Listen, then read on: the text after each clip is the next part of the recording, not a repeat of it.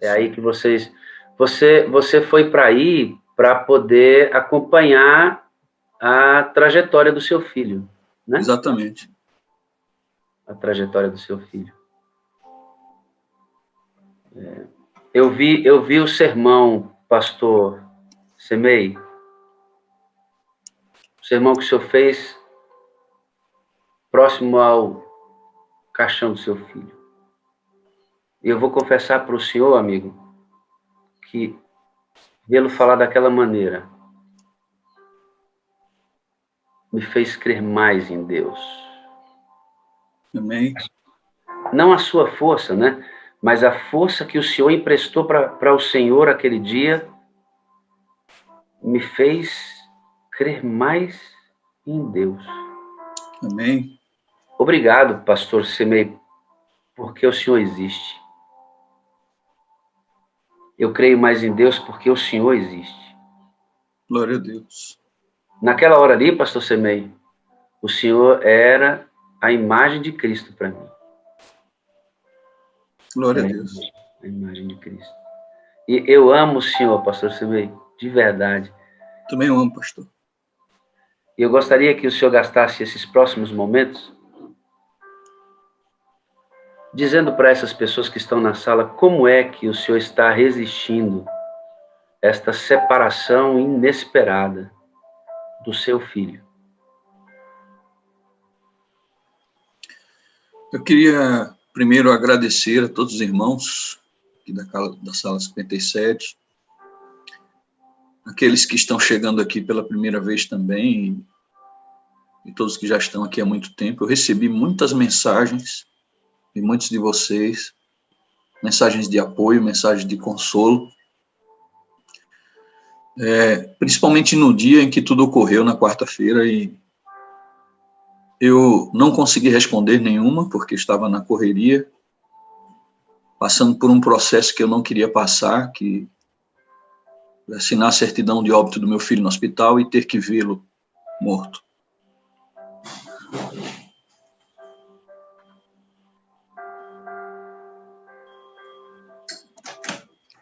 Tinha decidido, junto com a minha esposa e com meu filho Gabriel, filho mais velho, que a gente não iria ver o nosso filho morto.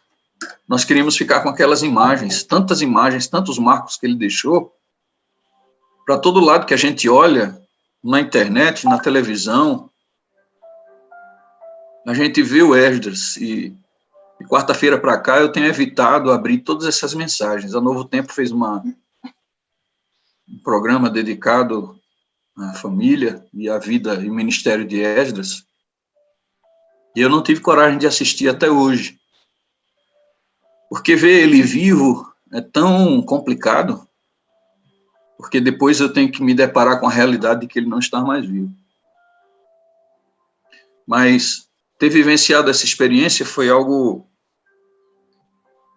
que eu acredito que a permissão divina se deu, porque tinha algo muito maior acontecendo, principalmente no mundo espiritual, que eu não podia fazer ideia. E a morte do meu filho agora, em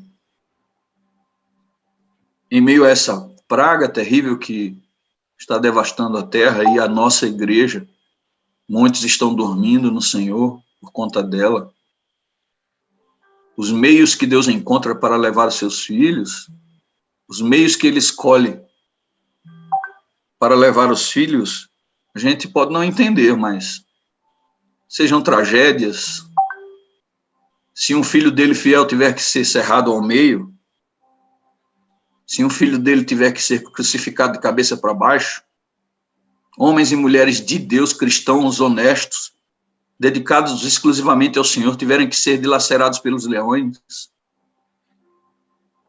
São mortes tão terríveis, tão duras de se ver.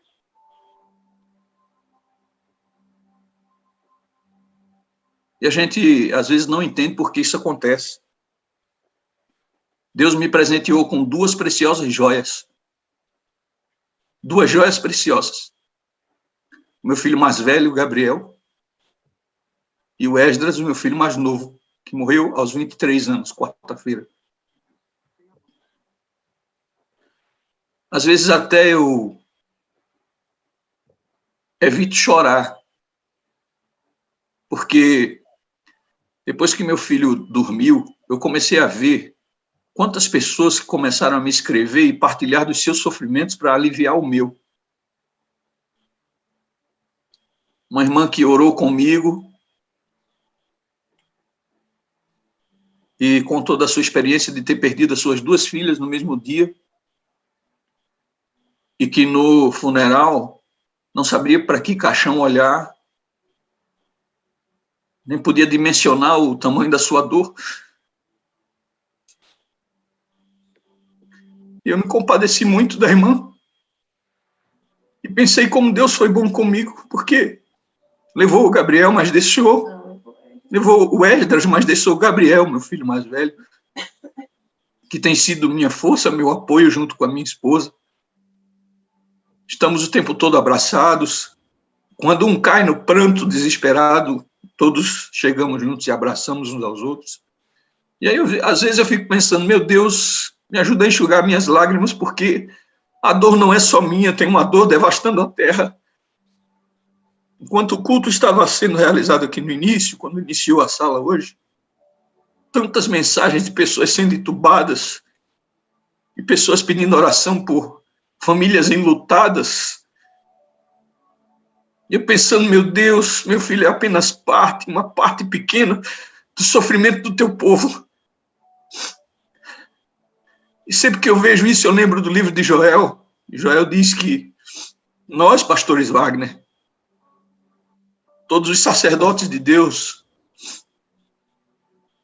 deveriam clamar entre o pórtico e o altar e dizer, Senhor, poupa o teu povo e não entregues a tua herança ao opróbrio, à vergonha. Salva o teu povo, Senhor. Mas por mais que a gente tenha orado e clamado, como eu orei pela salvação do meu filho, pela vida do meu filho, para que ele não morresse, às vezes o Senhor não atende a oração e a gente fica sem compreender. E hoje, propositalmente, providencialmente, o pastor Wagner tinha me convidado para testemunhar e perguntou se eu já estava em condição de fazer isso. E eu disse, pastor, desde ontem, quero muito falar do que Deus tem feito comigo, como ele tem me ajudado a suportar a minha e a minha família, a sede de contribuir para que outras pessoas que estão sofrendo agora, como essa irmã que me mandou essa oração. Para vocês terem uma ideia, irmãos, como a coisa está complicada. Ontem nós choramos aqui pela ausência do Esdras, nos reunimos para orar, eu, meu filho Gabriel e minha esposa Roberta. E quando eu terminei de orar, eu recebi uma ligação de um amigo chorando muito. Ele tem um filho de mais ou menos 5 anos de idade, e a sua esposa estava grávida, e ele estava radiante demais, porque já estava perto de receber a filhinha dele, era uma menina, já tinha nome, enxoval. E ele ligou para mim chorando muito, dizendo, eu só tinha que ligar para você, não liguei mais para ninguém, porque a minha dor se parece um pouco com a sua, não é do tamanho da sua, mas eu também estou perdendo minha filha. Sua esposa abortou e estavam em choque, porque estavam tão felizes pelo nascimento da filha, na expectativa do nascimento da filha. E ele ligou chorando e eu disse, olha, a tua dor, você não pode dizer que é menor ou maior do que a minha, porque cada um tem a sua dor. Como o pastor Wagner falou aqui recentemente. Cada um tem a sua dor, cada um carrega no peito as dores, os sofrimentos que o Senhor tem preparado para nós. Dores e sofrimentos. Você pode olhar para essa minha frase com estranheza, mas o Senhor tem preparado sofrimentos para o seu povo. A fogueira está acesa. Um fogo refinador está sendo alimentado. E o seu povo está sendo lançado para ser purificado, moldado, construído, refeito, regenerado, para sermos todos a imagem e semelhança do Senhor Jesus. Por que eu digo isso, irmãos? Porque quando o Senhor nos chamou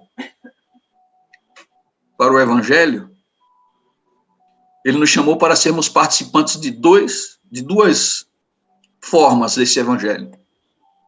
Quem quiser vir após mim, negue-se a si mesmo, tome a sua cruz e siga-me. Ele prometeu repartir conosco a sua glória, o seu reinado.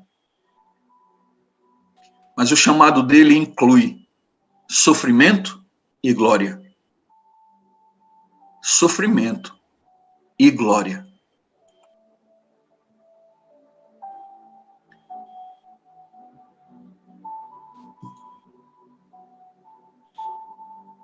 Quando a gente entende isso, a gente se torna capaz de glorificar a Deus, até mesmo no sofrimento.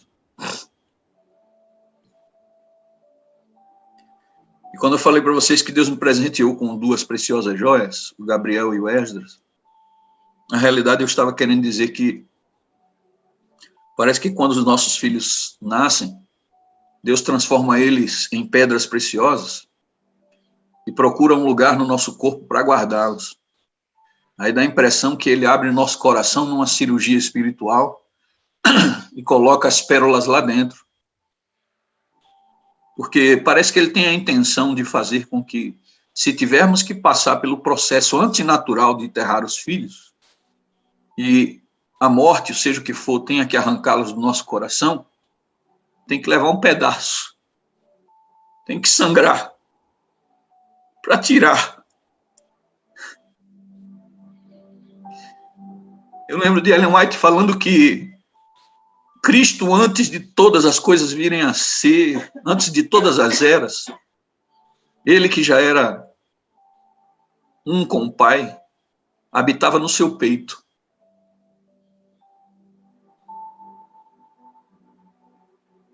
Parece uma simbologia muito simples, mas para mim é assim que ele faz com nossos filhos. Assim como Cristo habitava em seu peito e quando ele foi tirado do Pai, o Pai deve ter sangrado e sentido e sofrido. Assim, quando nossos filhos se vão, é como se essa pérola fosse arrancada, e muito sangue fosse derramado, e muita dor sentida. Mas ele queria que fosse assim. Porque sermos participantes dos sofrimentos de Cristo nos torna semelhantes a ele e agrada ao Pai. Eu tinha uma dificuldade de entender porque Isaías falou dessa forma a respeito do Pai. Ao Senhor agradou moê-lo. Tinha um projeto por trás desse sofrimento que o seu filho se disponibilizou a vivenciar. Um projeto de salvação. E essa mesma irmã que ligou para mim, contando da história das duas filhas que ela perdeu, disse que Deus tinha um projeto na minha vida. E aí eu fico pensando, quando Jesus esteve na cruz e se sentiu sozinho, e disse, Deus meu, por que me desamparaste?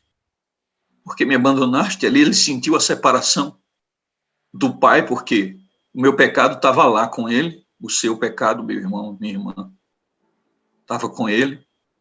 E aquele pecado que faz separação entre nós e o nosso Deus, agora fez separação entre o seu filho amado, que habitava em seu peito, e o seu Pai. E Cristo sentiu a solidão. E quando eu conversava com o pastor Wagner,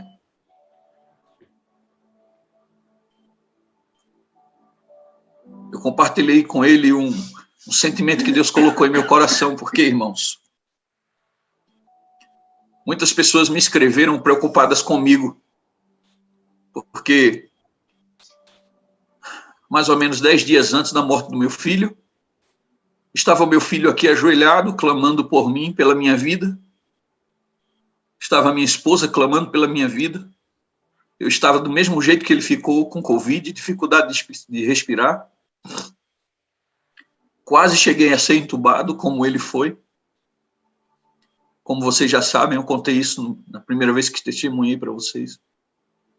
E o meu filho estava orando para que eu sobrevivesse.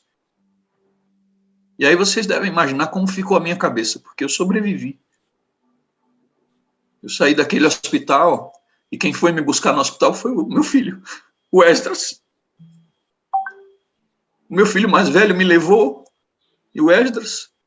me trouxe para casa tão cheio de alegria porque eu estava vivo.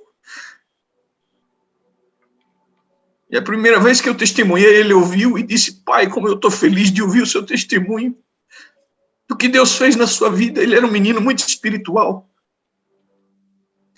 Só se sentava do meu lado para falar sobre as coisas de Deus, das coisas profundas, a sua palavra, e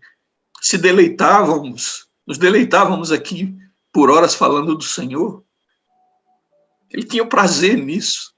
E ele me levou para casa, teve a alegria de me devolver ao lar.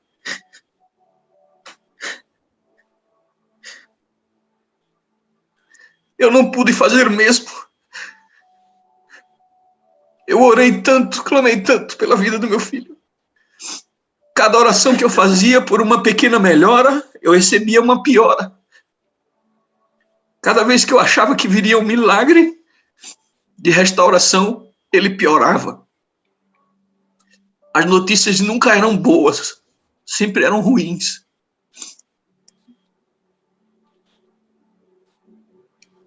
Eu tive que colocar ele na ambulância, que estava muito amedrontado, com muito medo, e eu estava preocupado.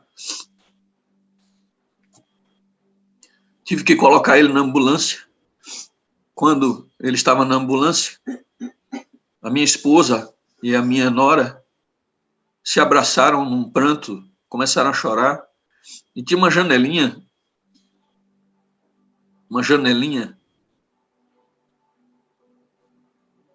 que eu tive medo que ele visse a mãe e a esposa chorando e ele mesmo se sentisse fraco para sobreviver àquela experiência. Nós estávamos aqui em Engenheiro Coelho e ele naquele dia estava sendo levado para São Paulo, separado da família, 2h30 de distância. Não iríamos mais abraçar nosso filho naquela hora.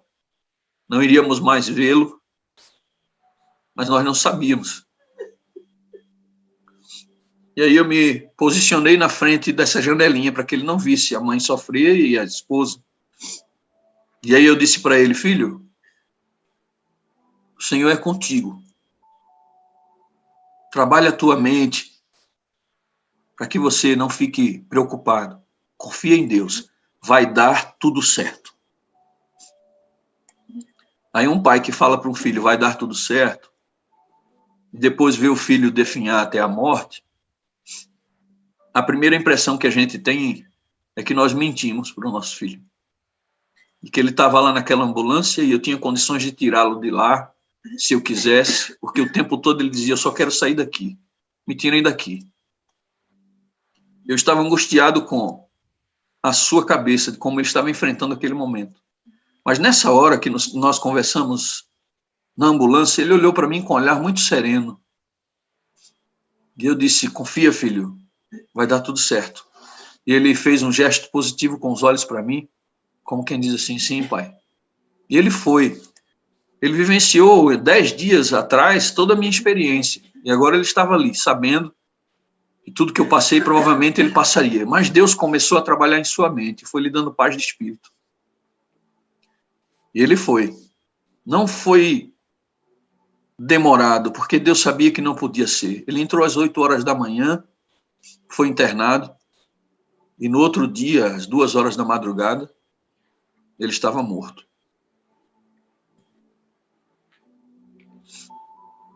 Aí quando eu conversei com o pastor Wagner, eu disse: pastor, as pessoas estavam ligando para mim preocupadas e me mandando mensagens pensando que o meu coração podia se encher de mágoa e de tristeza, porque será que o Senhor realmente realizou um milagre na minha vida? E na vida do meu filho não? O que está acontecendo? Aos poucos Deus foi abrindo os meus olhos e foi me mostrando coisas incríveis. E todas as pessoas que perguntavam para mim como era que eu estava, que eu não desfalecesse na fé, eu respondia da seguinte forma, irmãos: que o Espírito do Senhor estava sobre nós, nos sustentando, e que jamais eu vou deixar de louvar o nome do Senhor. Jamais eu vou deixar que Satanás tripudie da minha vida. Eu já estive acorrentado, pelo diabo, preso, como vocês sabem, e o Senhor me libertou. O Senhor me deu vida novamente. Um dia eu acordei no hospital e eu tinha uma outra mente. Deus me deu uma outra cabeça, novos sentimentos, santificou meus propósitos e minhas vontades. E eu não sabia como isso tinha acontecido de maneira tão rápida, porque simplesmente abri os olhos e ali estava, olhando para Deus com tanto carinho, sentindo tanto amor, olhando para minha família e amando como nunca amei antes, meus irmãos, minha esposa, meu filho, do dia para a noite. E conversando com o pastor Wagner, eu disse para ele assim: pastor, Deus me permitiu vivenciar uma experiência sem igual. Quando eu estava no hospital, eu pude vivenciar um pedacinho, pude ter um vislumbre muito pequeno do que sentiu o Senhor, o meu Senhor, enquanto estava sendo crucificado. Eu estava longe da minha família, totalmente só, em angústia profunda, querendo sentir e ouvir a voz de Deus, e por mais que eu orasse, eu não conseguia sentir. E aqueles primeiros momentos foram terríveis, porque eu dizia para Deus: Senhor, tu sabes que eu preciso ouvir tua voz, fala comigo, me conforta, mas por mais que eu orasse, não ouvia a voz de Deus. E eu sentia aquela solidão e uma pálida sensação do porquê da voz de Deus, da voz de Cristo ter saído da cruz. E todos puderam ouvir quando ele disse: Deus meu, por que me desamparaste? Eu me senti desamparado pelo Pai. Senti a dor, uma dor profunda que não se compara à dor do Filho, Jesus. Mas tive um vislumbre do que é morrer sozinho, a expectativa da morte se aproximar. Aí depois que o Senhor restaura a minha vida, me cura, me dá uma nova mente, um novo coração, eu passo por essa experiência com meu filho, aí agora eu assumo um outro lugar, eu recebo um novo vislumbre, uma pálida ideia do que sentiu o coração do Pai ao ver Jesus na cruz, ver a ambulância partir e não poder fazer nada, ver o seu filho sendo tripudiado, maltratado, xingado, chicoteado, humilhado, não poder fazer nada. Aí eu pensei: meu Deus, que privilégio. A dor é tão grande de perder o meu filho, mas toda essa experiência tem me aproximado tanto da tua essência, do teu coração. Como eu poderia, Senhor, me rebelar contra ti? Como poderia dizer uma palavra? Eu disse: Senhor, tem misericórdia de mim, porque a ti eu só tenho que render louvor, adoração. Reuni a minha família aqui num dia, clamamos ao Senhor em alta voz e dissemos: Senhor, o nosso lar é teu, a nossa casa é tua. Louvado seja o teu nome. Na hora que meu filho foi enterrado, geralmente as pessoas batem palmas ali quando termina a cerimônia. Nós não batemos palmas, porque quando meu filho desceu à sepultura e o processo terminou, eu lembrei do que disse um certo homem, servo de Deus, de sua palavra: o Senhor Deus, o Senhor deu, o Senhor deu, o Senhor tomou. Bendito seja o nome do Senhor. E aí eu disse, como a gente chama ele aqui de Deda, eu disse assim: até já já, Deda, já já a gente se encontra. Peguei o meu filho mais velho nos braços, coloquei o braço sobre ele e saímos andando ali. E o meu coração se encheu de esperança, de alegria, por ter vivenciado essa experiência que me aproximou de Deus, me deu convicção da salvação do meu filho e a certeza do reencontro. Eu acho que é isso, pastor.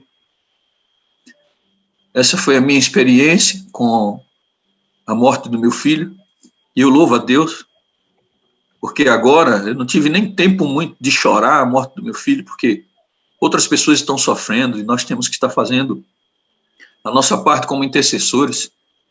E eu e minha esposa e meu filho já estamos nessa jornada. Fiquei muito feliz porque a morte do meu filho repercutiu muito Eu comecei a ouvir muitos testemunhos sobre as letras das músicas que ele fez, das palavras que ele disse. E o meu filho Gabriel, extremamente motivado, reuniu todos os seus primos ontem e convocou os primos para um reavivamento espiritual. E disse, a única forma da gente encontrar as pessoas que a gente ama é se preparando. Então, a gente precisamos nos ajudar, precisamos ajudar uns aos outros. Queridos, ontem eles decidiram abrir uma sala para a oração, onde eles poderão abrir o coração, falar das suas necessidades, fraquezas e orar uns pelos outros. Eu fiquei muito feliz porque a morte do meu filho Esdras tem dado frutos e tem levado pessoas a se sentirem na necessidade de organizarem suas vidas e lutarem para serem semelhantes a Jesus. Mas, meus queridos, antes de terminar esse testemunho, eu gostaria de dar para vocês a base bíblica, porque eu falei antes, no início, eu acabei não dando a base bíblica, porque eu disse, Deus nos chama para um evangelho que inclui participação nos sofrimentos e na glória. E o texto que eu encontro esta verdade é o que está escrito lá em 1 Pedro 4, verso 13.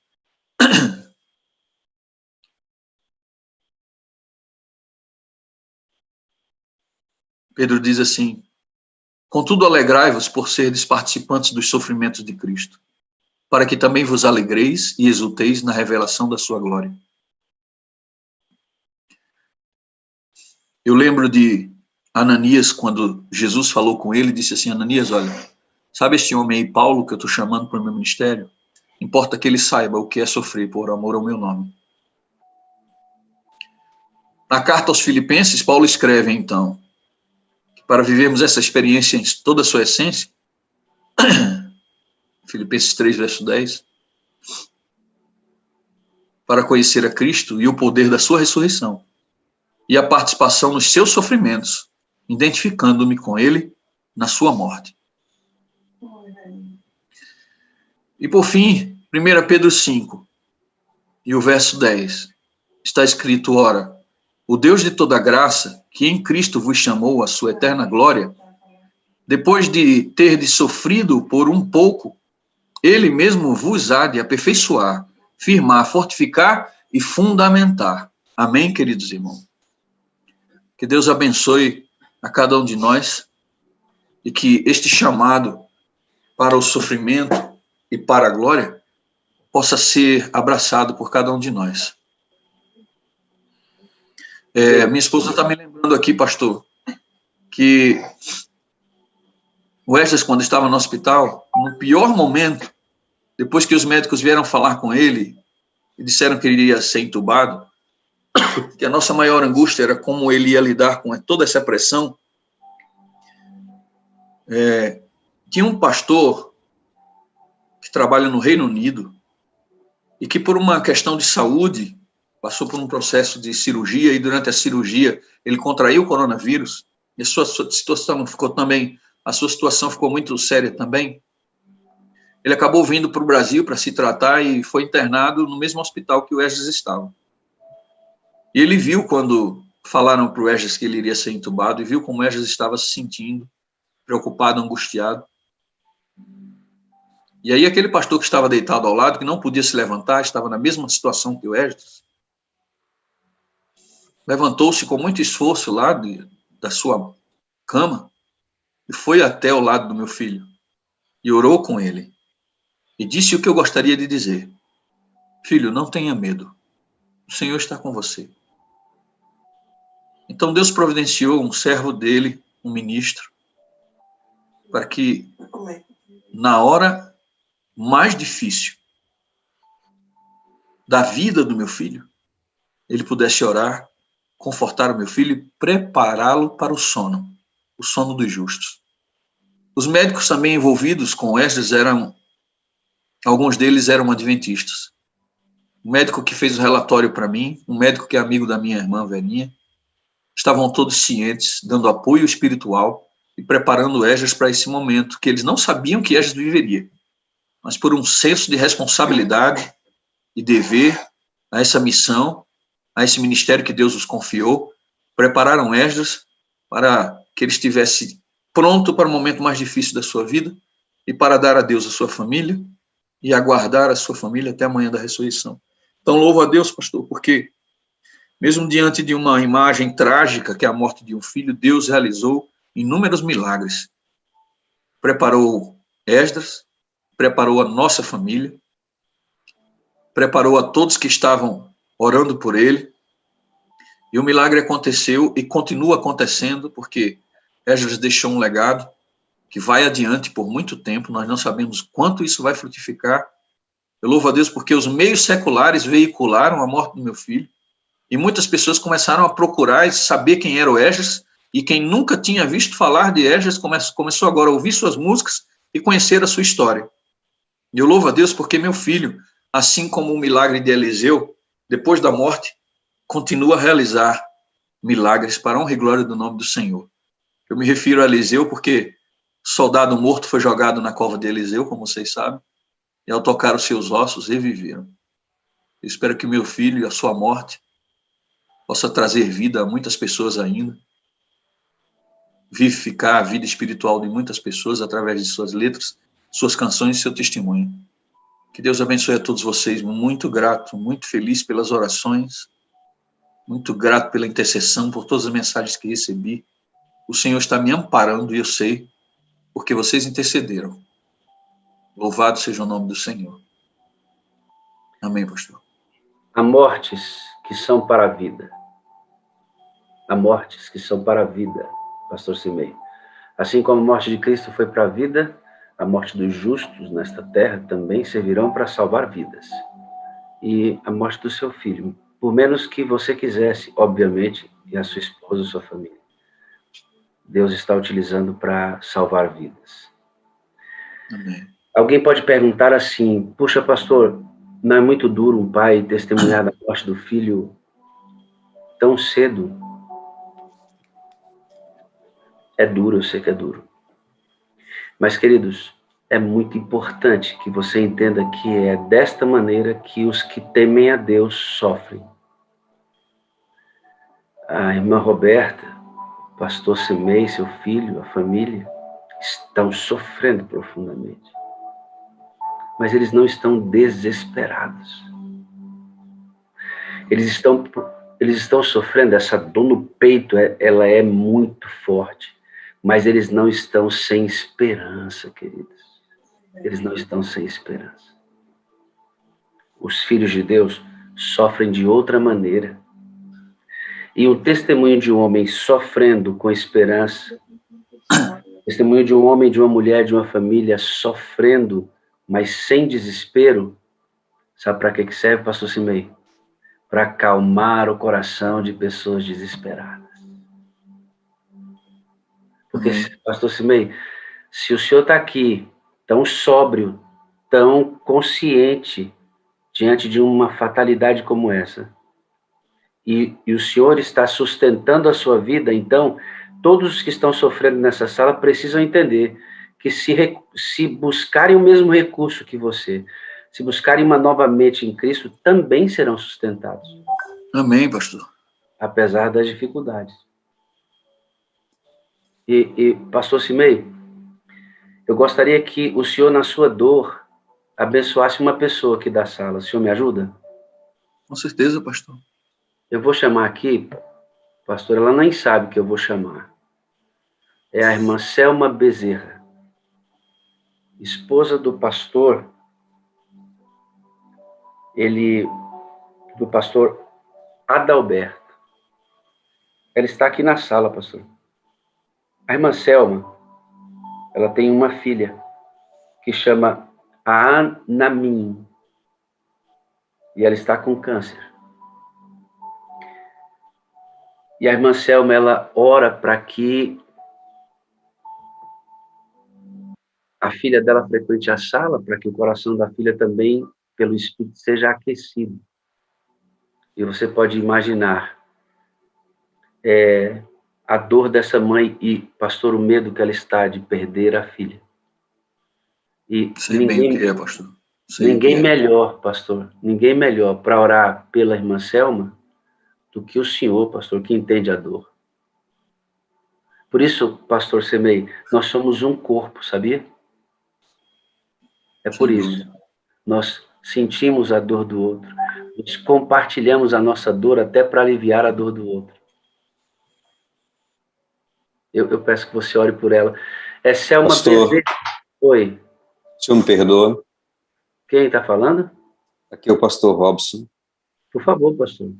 Me perdoe entrar, mas esse pastor que você me falou, que estava de lado de Esdras, no momento, acabou de entrar na UTI. Está muito mal, muito mal. Chama-se pastor Rafael Luiz. Rafael. Um soldado que se arrastou para a cama do soldado Esdras. Orou por ele e agora ele está muito mal. Por favor, Semei, ore pelo pastor Rafael Luiz, por favor. Com certeza. Quem falou agora foi o pastor Robson Gondim, irmão do pastor Semei Gondim. Vamos orar por ele, pastor, para que Deus trabalhe firme e salve a vida desse moço, em nome de Jesus. Irmã Selma, a senhora pode abrir seu áudio, por gentileza? Pronto, pastor. Bom dia, serva de Deus. Bom dia, pastor. Então a senhora tem a filhinha Anaim, não é isso? Anamim. Ela tem câncer, né, irmã? É, pastor. Ela tem 24 anos. Ela casou agora em dezembro, quando ela descobriu o câncer, já estava com um casamento marcado. E ela casou. E ontem ela fez químio, ela toma Dramin, né? Aí ela não está dormindo agora de manhã, ela não levantou. Mas ela vai entrar na sala comigo aí outro dia. Esse servo que está com a senhora é? Meu esposo, pastor Adalberto. Pastor Adalberto. Meu grande amigo, pastor Adalberto, o Senhor é contigo, meu pastor. Que coisa maravilhosa vê-lo aqui, viu? Louvado seja o nome do Senhor. Orando por você, pastor Adalberto, meu amigo. Estamos orando.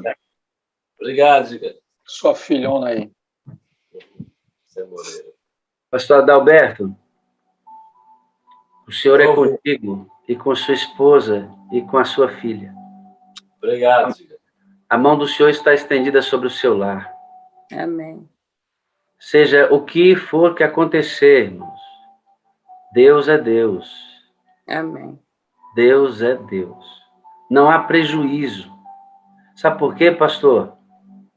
Por menos, o senhor não queria que Esdras fosse, mas, contudo, porém, não há prejuízo. O senhor colocou um pastor para interceder por Esdras pouco antes da sua morte, pastor. Porque o Esdras precisava ouvir aquela oração antes de morrer, pastor. Para descansar selado em Cristo Jesus. Glória a Deus. Amém. Glória a Deus. Glória a Deus. E aí você tem a garantia, pastor, sabe? Pastor Simei, eu quero que o senhor grave isso que eu vou lhe falar. Tá bom? E aí o senhor, a sua senhora, seu filho vão sofrer, mas nunca perderão a esperança e a fé. Ouça o que eu vou lhe dizer. O Esdras não está aqui mais, vivo, está descansando. Mas lembre-se, Jesus está vivo no santuário e ele volta. Amém. Glória a Deus. Não há prejuízo, Simei. Não há prejuízo. Porque quando ele voltar, ele é o dono da vida. Aqueles que morreram em Cristo ressuscitarão primeiro. E pela fé, pela maneira como tudo aconteceu, cremos que Esdras falou com Deus antes de descansar. Com certeza, pastor. Era um menino de Deus. Era um menino de Deus. Aí eu vou pedir, pastor, que por bondade, o senhor coloque a filha do pastor, que o senhor conhece, Sim. nas mãos do senhor. Eu não vou pedir outra coisa não, pastor. Pede a cura dela. E pede a cura do pastor também, que foi internado na UTI agora. Pede a cura dos que estão... Agora, se o senhor quiser dar, ele vai dar. Mas a gente tem que dizer para ele o que a gente crê e acredita, não é? Sim, sem então, dúvida, pastor. Meu pastor, com a sua dor e com a sua fé, abençoe essa família, todos nós, por gentileza. Amém. Oremos. Maravilhoso Deus, Todo-Poderoso Pai, nós glorificamos o Teu nome por tudo que está acontecendo ao nosso redor, porque nos apoderamos pela fé da Tua palavra que diz que todas as coisas contribuem para o bem daqueles que Te amam. Descansamos nesta promessa. Eu quero colocar a família do pastor Adalberto em Tuas mãos neste momento. Amém, meu Jesus. Quero colocar a sua filha em Teus braços. Pela fé, todos nós agora oramos para que o Senhor abrace a Tua serva. Amém. Para que o Senhor dê para ela a cura, a restauração da sua saúde. Que ela possa se erguer, cheia de saúde e vigor, para glorificar o Teu nome e testemunhar a Teu respeito.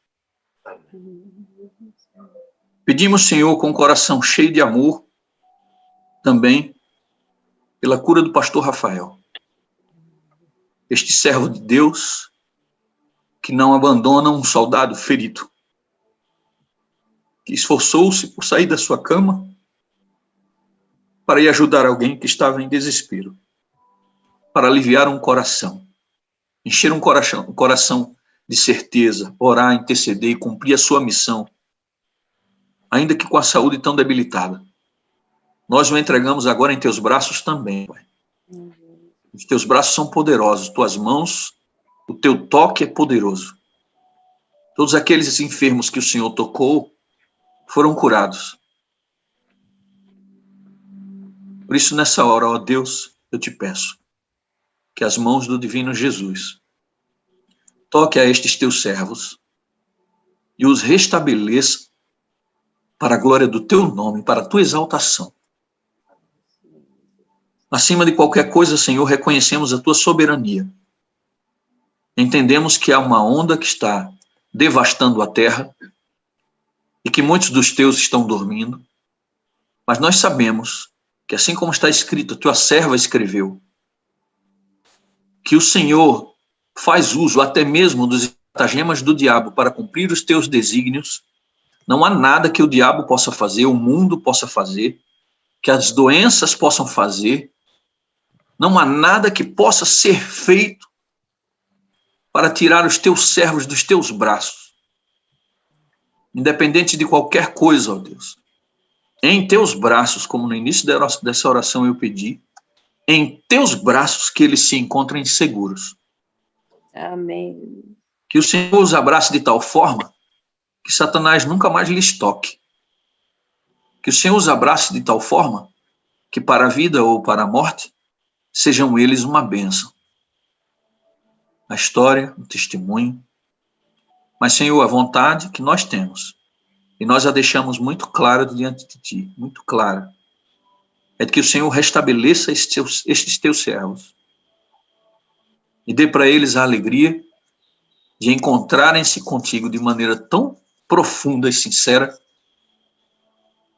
que se continuarem a respirar, que respirem para a glória do nome do Senhor.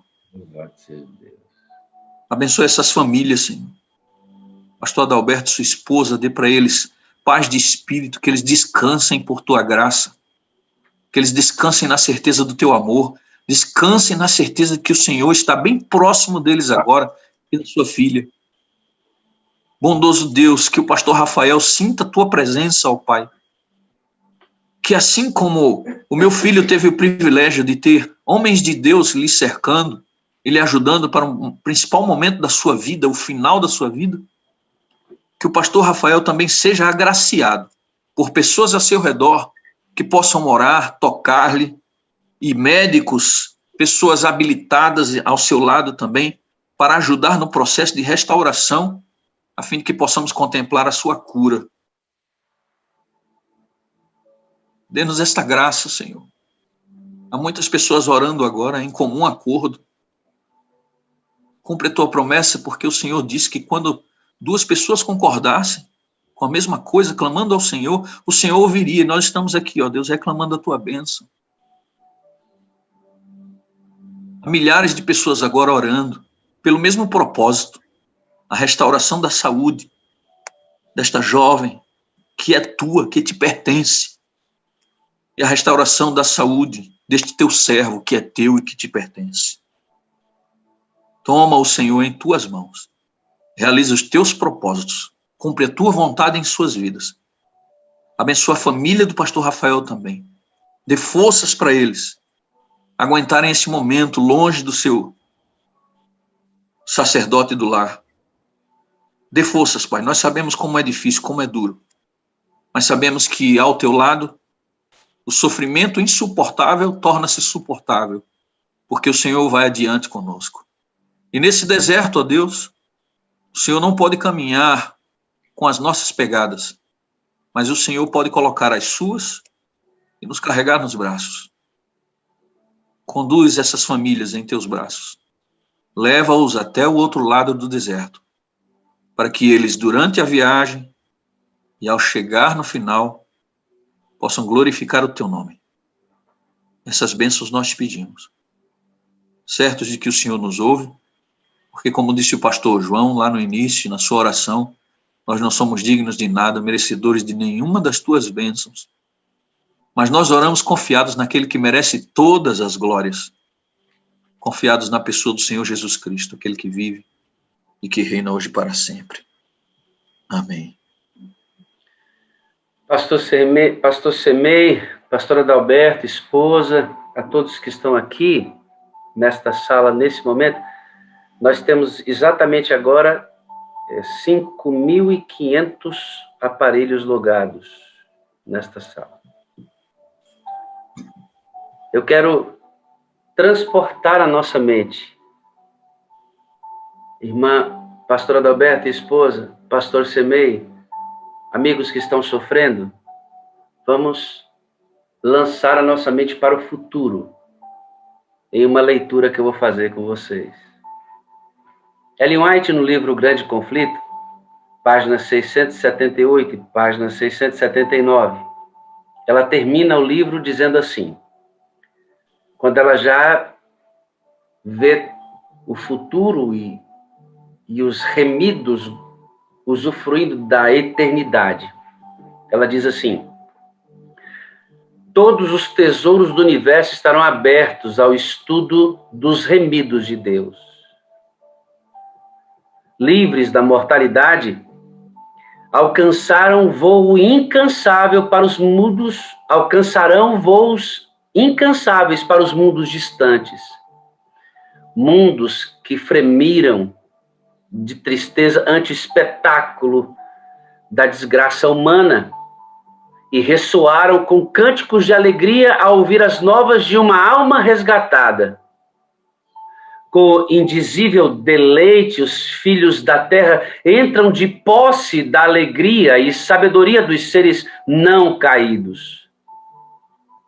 Os remidos participam dos tesouros do saber e entendimento adquiridos durante séculos e séculos na contemplação da obra de Deus. Com visão desanuviada, desembaçada, olham para a glória da criação, achando-se sóis, estrelas e sistemas planetários, todos na sua indicada ordem, a circular em torno do trono da divindade.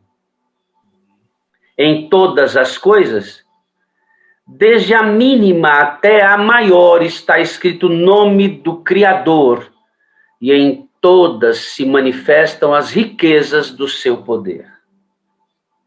Amém.